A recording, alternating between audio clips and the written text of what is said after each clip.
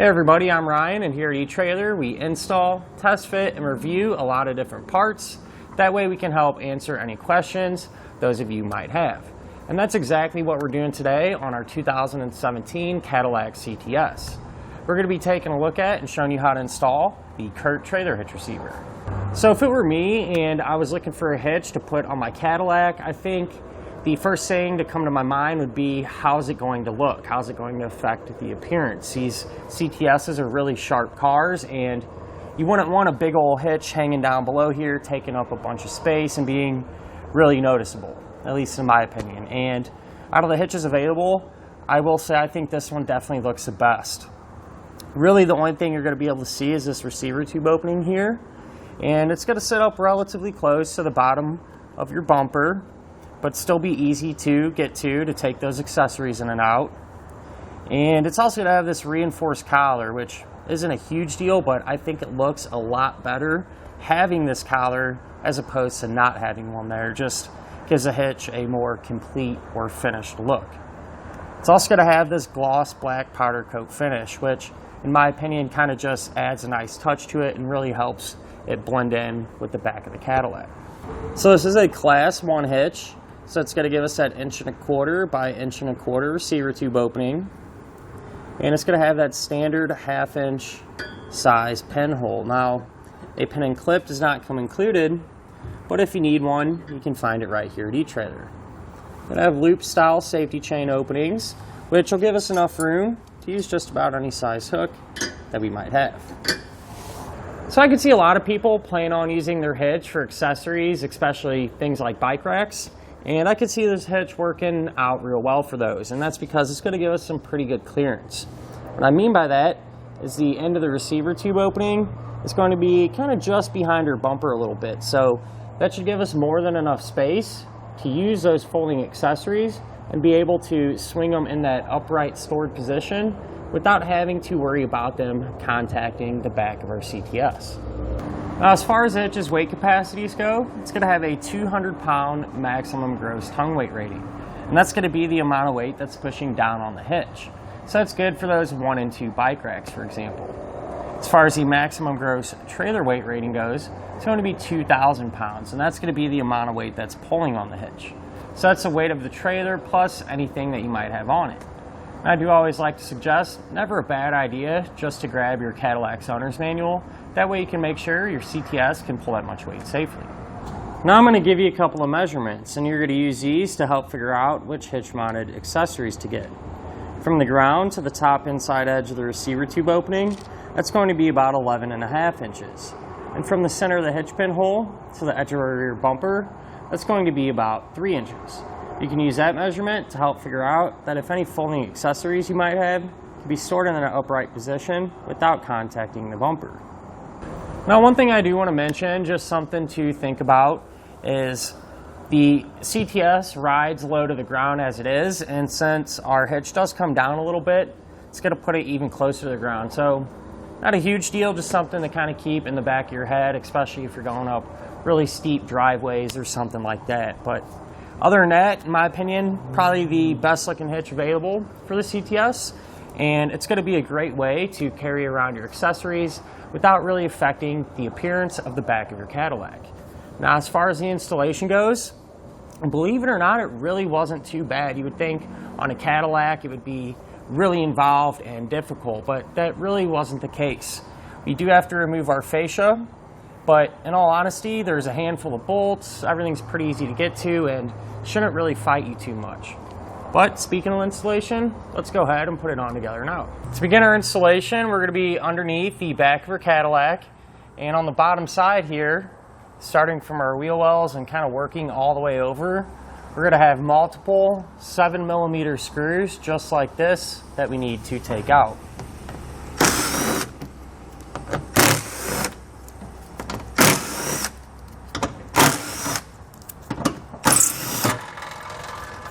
We'll have a handful here in the center. Let me get them removed too. And another handful along this edge.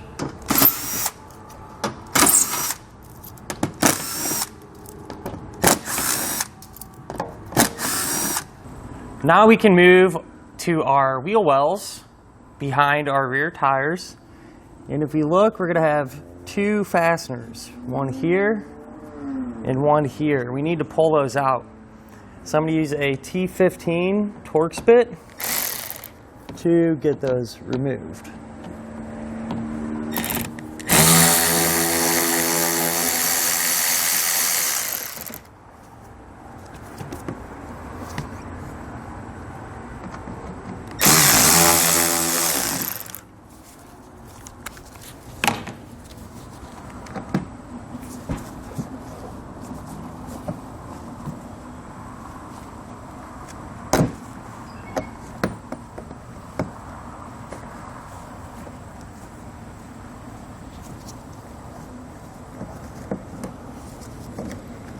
So once you have those out, what we're able to do is grab our liner here. We're just going to kind of work it and push it out of the way. That way we can get to a fastener right here in this area. It's right there. And we need to pull that out too. And that one is going to be a 7mm.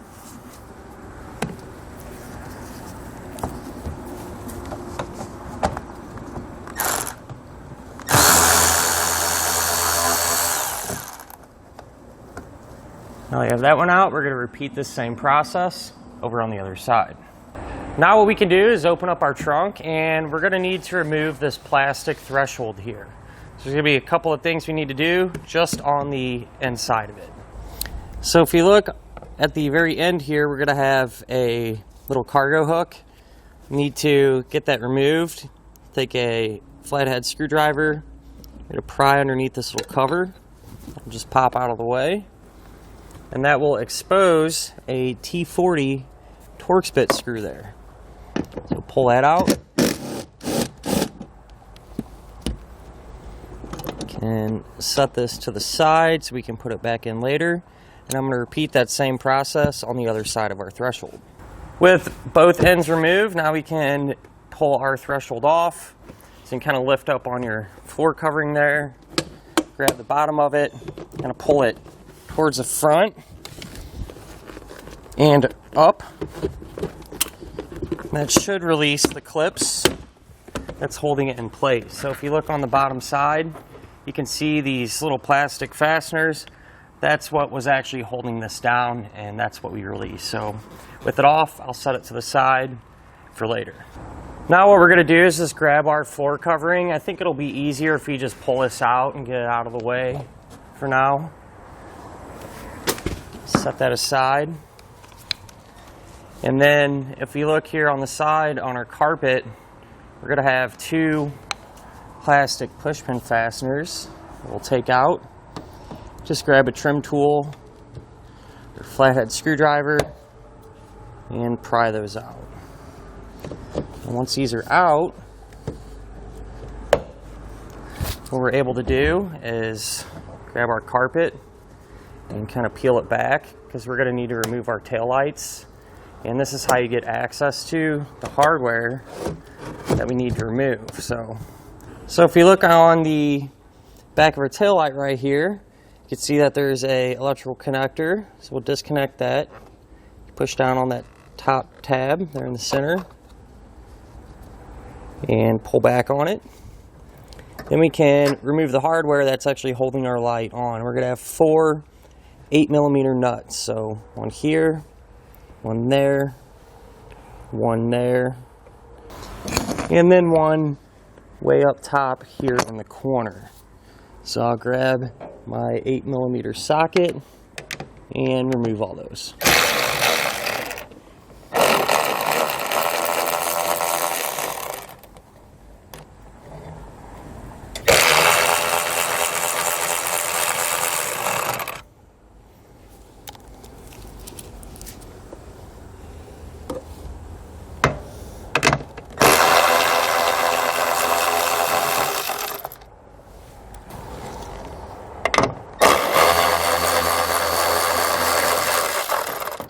So now we're ready to actually pull our taillight out. Now, just so I don't have to worry about scratching up our paint or anything like that, I just use some painter's tape and kind of covered around the edges there to keep our vehicle protected. But what you're going to do is grab the tail light and kind of work it back towards you. And you're going to kind of get to a point where this portion of our tail light is kind of interfering with our bumper a little bit. So what I'm going to do is just grab a plastic trim tool and just kind of carefully pry out on our bumper a little bit, and then kind of simultaneously wiggle our light around. So you may have to do this a couple times, try to find that sweet spot to get our light out.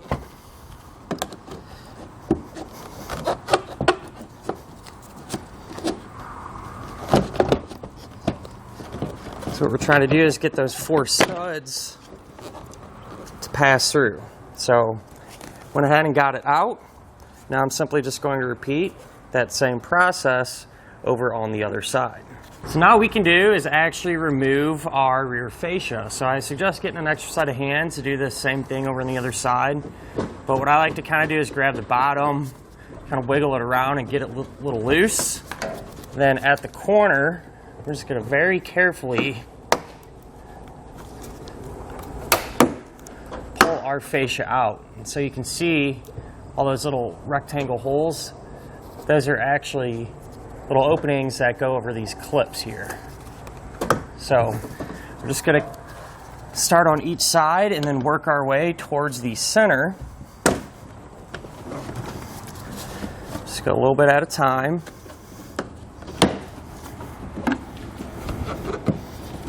Looks like there may be some clips along this edge that just pop out. And once you have it removed, don't pull all the way back just yet. We probably have some type of wiring or something that needs to be disconnected. In our case, we do. It's right here. So to undo our connector, what you're going to do is take this red tab and kind of push up on it, and then you can take this gray lever here and push all the way up. It'll be a little tight, and that's normal. Once you have it up like that, you should be able to pull our 2 connectors out. If this little red thing falls out, not really a huge deal. You can simply just kind of slide that back into position there. So not the end of the world.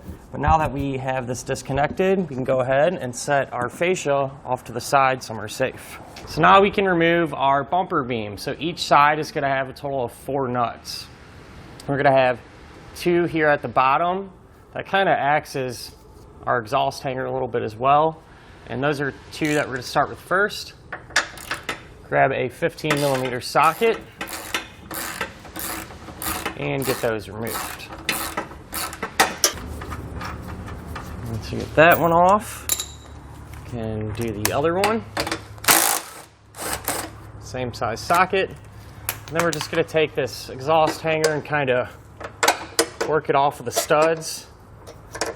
Kind of just flip it down and out of the way. And then on top of the bumper beam, we're going to have 2 more nuts. So one right there and one right there. So grab our 15 and pull those out as well. Now the other side set up the exact same way, so I went ahead and removed those already. And with all them removed, we can grab our bumper beam and carefully remove it from the back of our Cadillac. We'll set it to the side for now. So now with an extra set of hands, what we're going to do is take our hitch and line it up over the studs. Kind of hold it in place. What's going to happen is our bumper beam is going to kind of sandwich the hitch. So we'll line that up as well. We're going to take our existing nuts that we removed that was originally holding our bumper beam on, and we want to get at least 1 or 2 started on each side, hand tight. That way everything will be supported while we work on the rest of them. We go ahead and get the rest of our hardware on there, hand tight. And what you want to do is make sure that your hitch is centered where you want it and everything's lined up appropriately. And once you have that done, you can come back with our 15 and snug everything down.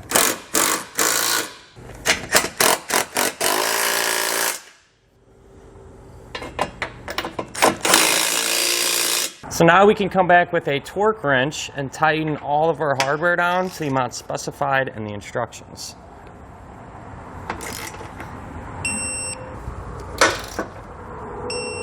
Now what we can do is trim out our fascia a little bit, that way it'll fit around our hitch. So there's a diagram of the instructions and it gives you some exact measurements, and I just used a ballpoint pen to kind of trace those out.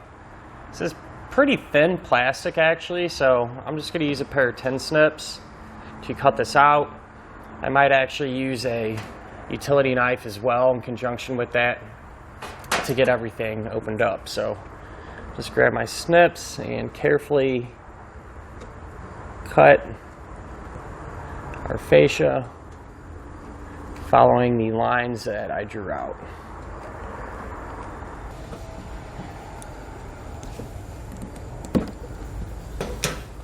So before we put our trimmed fascia back in place, what I think I'm going to try is just put our taillights on the back of our Cadillac. I didn't bolt them down or anything, so you can still kind of move them around.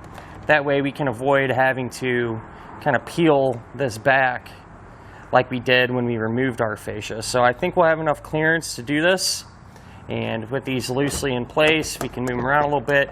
I think we're going to be able to work our fascia back around. Now with an extra set of hands, we can go ahead and reinstall our fascia the opposite way that we removed it. Don't forget to plug in any electrical connectors that you may have removed. Just kind of get everything pushed into place